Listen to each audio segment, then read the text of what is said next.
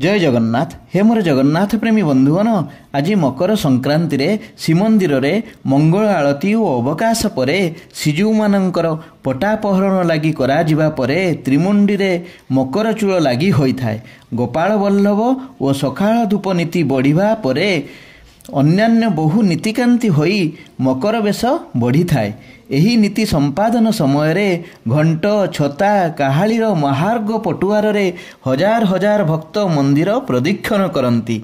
श्रीजीउंक ठारे अर्पित मकर भोग लाभ लगी अनेक भक्तंकर प्रबल आग्रह थाए। शास्त्र अनुसार एही मकर संक्रांति दिन महाप्रभु जगन्नाथंक दर्शन रे राजस्व यज्ञर फल प्राप्ति होइथाए। जेउ भक्त महाप्रभु को दर्शन करी विधिपूर्वक बेड़ा प्रदक्षिण करती सेमाने वैकुंठ प्राप्ति करिथांती।